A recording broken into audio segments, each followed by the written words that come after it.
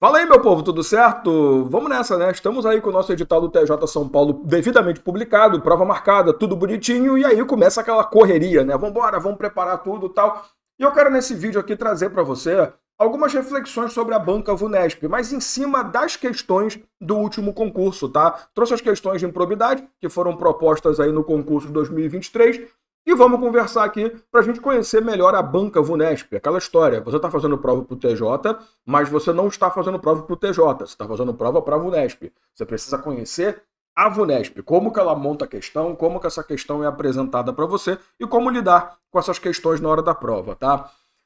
No final da aula eu vou deixar também uma observação importante sobre uma aula que eu vou fazer, um aulão gratuito que eu vou fazer, apresentando um planejamento especial para a sua preparação para esse TJ. Já vou deixar aqui informado, tá? Tá na descrição do vídeo, se quiser já fazer sua inscrição, é gratuita, beleza? Então no próximo dia 3 de junho eu vou fazer um aulão gratuito, mas eu vou no finalzinho do vídeo te explicar. Vamos começar a brincadeira logo, conversando sobre as questões do nosso concurso escrevente TJ São Paulo de 2023, tá? Primeira questão, a respeito das penas aplicadas com base na Lei 8429, é correto afirmar que... Primeira coisa que eu queria já chamar a atenção aqui.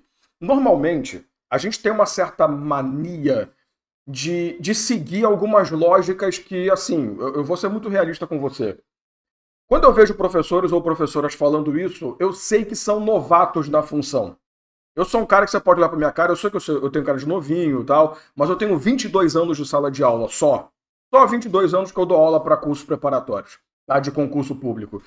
E eu vejo o pessoal falando assim, improbidade você tem que estudar só isso, isso e isso que não cai mais nada. Isso é uma imbecilidade fora do comum. Ainda mais quando você fala em VUNESP. Eu não estou falando da sua parte, estou falando por parte das pessoas que deveriam estar te preparando com qualidade. A VUNESP, ela não é uma banca de ficar brincando com o óbvio. A VUNESP é uma banca que ela usa muito bem o edital proposto por ela. Então, se ela colocou ali improbidade administrativa, pode ter certeza que ela vai explorar a lei inteira. Ela não vai ficar presa apenas ao tradicional. Quais são os atos de improbidade, quais são as punições, prescrição e acabou. Muita gente fica preso nessa loucura. A VUNESP ela vai mais longe. Ela faz um edital que é legal, porque aponta artigos para você, isso é uma coisa muito legal. Não necessariamente improbidade, tá? Estou falando das outras partes do direito também. Mas quando ela deixa muito aberto, ela prova que ela quer saber qualquer coisa. Então não cai nessa asneira de professores e professoras desqualificados que tem essa mania de não, e eu falo desqualificados para realizar a função de professores de cursinho, tá? Pode ser muito bom professor ou professora de universidade e tal, mas para cursinho preparatório a gente tem um compromisso muito sério com vocês que estão aí assistindo a aula. Então assim, esse negócio de estuda só esses artigos que é o que mais cai, isso não funciona. Tá? Eu estou propondo para você aqui uma questão para a gente poder pensar em cima da banca. E olha já a primeira questão que ela traz. Ela está falando da parte de penas, as regras sobre as penas aplicadas, que está bem mais para frente na sua lei. Não é só o artigo 12. É todo o regramento que o artigo 12 vai construir depois das penalidades previstas. Beleza? Então vamos lá, voltando para a questão. As sanções eventualmente aplicadas em outras esferas não poderão ser compensadas com as sanções aplicadas nos termos da lei de improbidade. Olha só, uma coisa é você dizer que a ação de improbidade não afeta a outra esfera. Perfeito. Porque um ato que você comete irregular, que tenha previsão nos outros dispositivos legais, você vai responder por uma ação de improbidade, pela esfera administrativa, num processo administrativo, numa ação criminal. Agora, uma coisa é a proposta de ação, outra coisa é a aplicação de punição. Porque se você permitir que cada esfera aplique a mesma sanção, ou pelo menos o mesmo tipo de penalidade, e não pensar em compensar do outro lado, acaba virando bis in idem, um tris in idem, um quadri in idem. Não sei se existe essas palavras, mas tudo bem. Porque você vai ter o cara pagando várias vezes com a mesma punição específica, sabe? Então é claro que sim, tem que ter um desconto. Vou dar um exemplo. Se você teve que na esfera civil, por uma ação, sei lá, de indenização, vou para outros 500, tá? Pagar um valor, uma multa específica, esse valor pode ser abatido sim, aliás, deve ser abatido de uma eventual multa de improbidade. Tá? Então, cuidado que aqui essa questão foi muito inteligente. Ela foi na punição, ela não foi na propositura de ação. As esferas são independentes, mas na hora de aplicar a punição, eu preciso fazer uma comunicação entre esses caras, tá? Isso está explícito na própria lei, tá? A aplicação de penas previstas na lei de improbidade depende, em regra, da efetiva ocorrência de dano. Isso aqui é uma coisa que eu bato muito na tecla. Não. A nossa lei de improbidade, eu não vou ficar trocando a tela não, tá? Eu vou ficar assim que é melhor, que você não fica cansado ou cansada da minha cara. A lei de improbidade, ela fala o seguinte: a aplicação dessa lei independe da efetiva ocorrência do dano e, inclusive, também independe de aprovação ou rejeição de contas. Tá? Então, é uma característica muito importante dessa lei que ela quebra uma barreira. Não, eu não preciso ter a ocorrência do dano, porque eu quero punir o simples fato do cara cometer a improbidade, não importando, entre aspas, por favor, se o resultado foi obtido ou não. Tá? Na apuração dos ilícitos que trata a lei, a critério do Ministério Público, pode ser autorizada a juntada de manifestação escrita do advogado, do investigado, e documentos que auxiliem na elucidação dos fatos. Tá, peraí. Ele está me dizendo que se eu estou sendo investigado e eu quiser apresentar documentos para poder ajudar a minha defesa, eu preciso que o Ministério Público autorize? Tá maluco, né? Isso aqui não tem lógica nenhuma. Tá? Isso aqui, mesmo que você... Nossa, eu não lembro de ver isso na lei. Isso aqui é uma questão de lógica. O MP tem que me autorizar a apresentar uma defesa mais completa? Isso não existe. Porque o MP tá querendo me ferrar, pô. Ainda vou ficar esperando a boa vontade dele? Tá louco, né? As sentenças civis e penais não produzirão efeitos em relação à ação de improbidade, dada a natureza. Isso aqui é tradicional. Isso aqui é clássico em questões de improbidade administrativa. Você sabe, a absolvição criminal, né, se for ali por falta de prova não, perdão, por inexistência do fato ou ausência de autoria, automaticamente afasta a possibilidade de aplicação de punição no processo administrativo, inclusive da ação de improbidade. Porque se eu não reconheço o fato, eu não tenho improbidade também configurada. Tá? Então tá errado. As sentenças civis e penais, elas podem produzir efeitos sim. Inclusive se for uma sentença absolutória, que é a grande jogada que a gente fala, né? Claro que no caso de falta de provas não, porque para cada esfera tem provas específicas. Então, falta de provas não tem esse poder, tá? Só sobrou para nós a alternativa E, né, que está lá na nossa lei também, no artigo 23b, salvo engano da minha parte. Logo ali você vai ver que ele fala, olha, se a ação proposta for aceita, o pagamento de custas e eventuais despesas, emolumentos e por aí vai, é feito no final. Isso daqui é basicamente cópia da lei.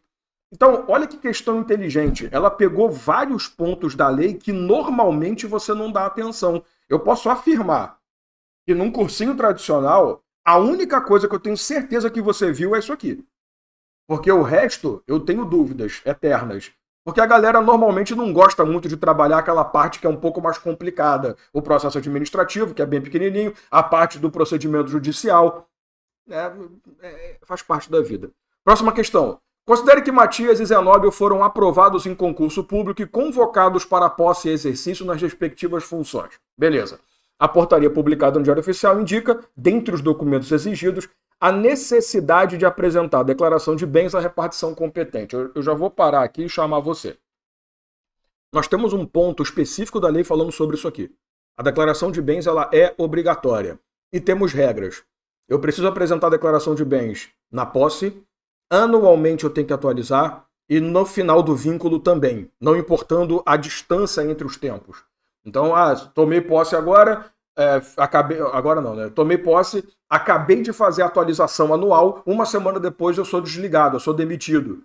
Eu vou ter que fazer a declaração de novo, dane-se, porque é legalmente previsto. Se eu não faço a declaração de bens, se eu não faço a atualização, ou se eu não faço a apresentação no fim do vínculo, ou eu faço, mas com documentação falsa, eu estou cometendo uma falta grave. E falta grave é punível, segundo a própria legislação, que agora está claro isso, com demissão.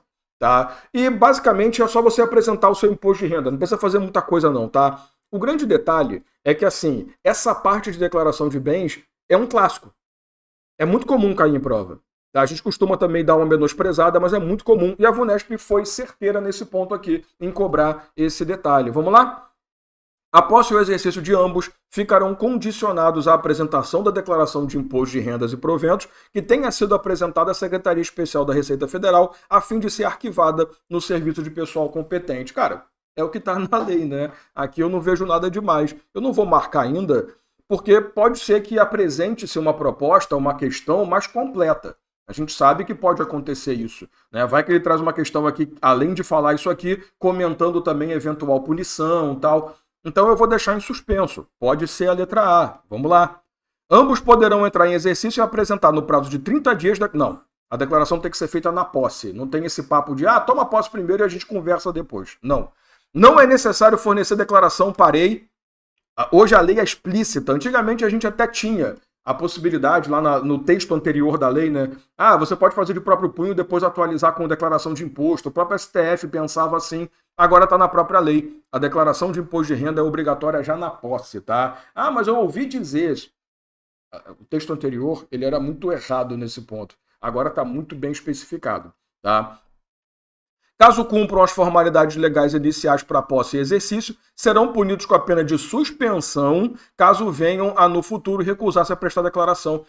Acabei de falar que a própria lei prevê a demissão, porque é uma falta grave, tá? Isso aqui não é atualização de dados cadastrais para, sei lá, segundo a lei 8.112, ser advertência, ou talvez, de acordo com o teu estatuto, ser diferente. Não é isso, não é declaração de atualização de dados médicos, que normalmente é suspensão, normalmente, tá? Não estou entrando na figura do estatuto estadual, tá?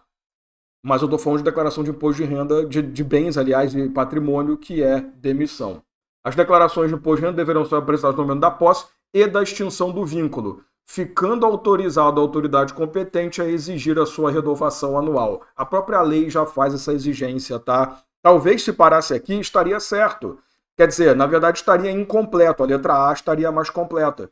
Mas falar que tem que apresentar na posse e na extinção, tá certo. Né? Eu só não estou falando que eu também tenho que atualizar anualmente. Mas, num primeiro momento, se fosse a melhor opção e não tivesse esse final aqui, eu aceitaria. Mas, além de ter o final, a letra A é muito completinha, não tem jogo ruim, tá? Você percebeu que eu não faço questão lendo, dando gabarito e indo embora?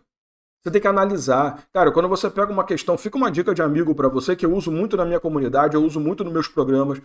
Quando você faz uma questão, você tem 5 alternativas, você tem 5 questões dentro dela. Você viu o tempo que a gente teve aqui conversando sobre cada um desses pontos aqui? Você teve 5 estudos dentro de uma questão só. Você está pensando assim, Dalma, a gente só fez 2 questões até agora, tem, sei lá, 12 minutos de vídeo gravado. Na verdade a gente fez 10, né? Porque a gente já avaliou vários detalhes sobre vários assuntos. Isso que é a magia de preparação adequada. Não é chegar, vou fazer 100 questões em 1 hora. Grande porcaria. A questão ela tem que ser usada da forma correta, tá?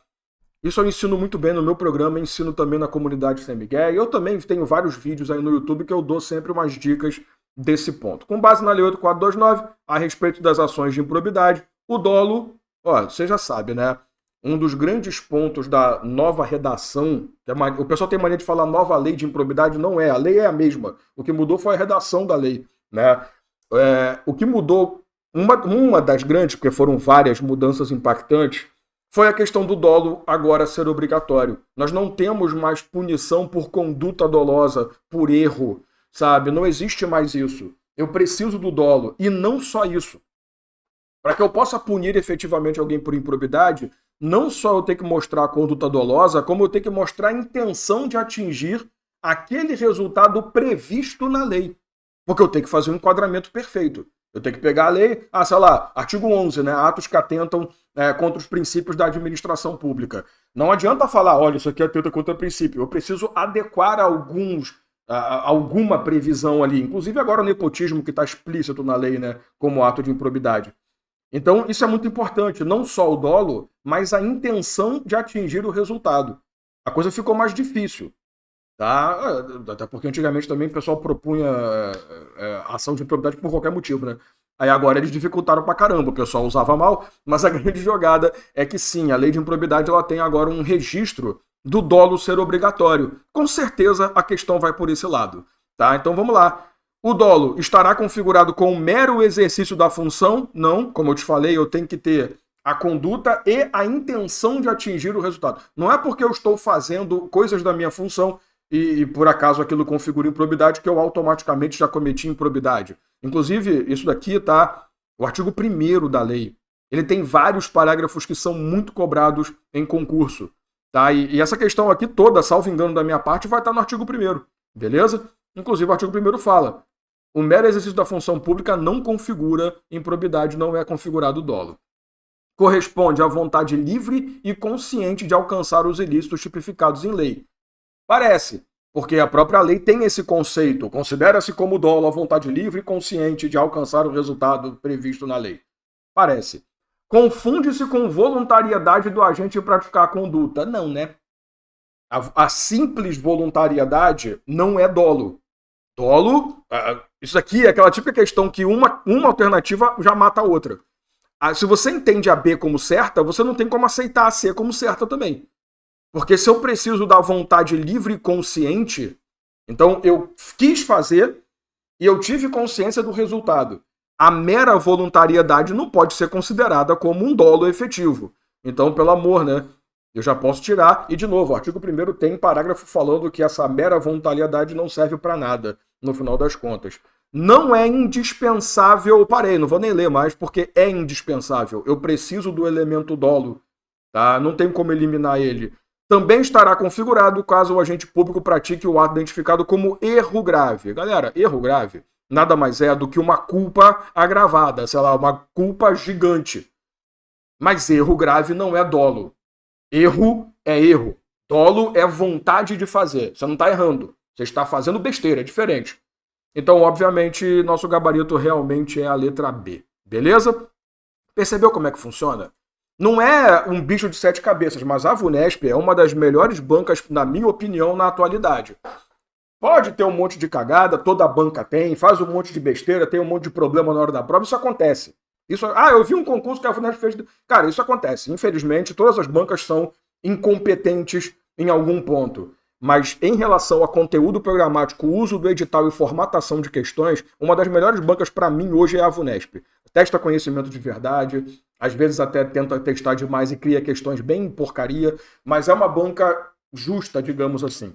Tá? Melhor do que pegar a banca de fundo de quintal aí para fazer uma prova tão importante. Galera, no próximo dia 3 de junho, eu vou fazer um aulão gratuito. É só você, entra na descrição do vídeo, vai ter ali o link, faz sua inscrição de graça. É só colocar o teu e-mail ali, informações básicas. Quando eu falo nós, eu e minha equipe.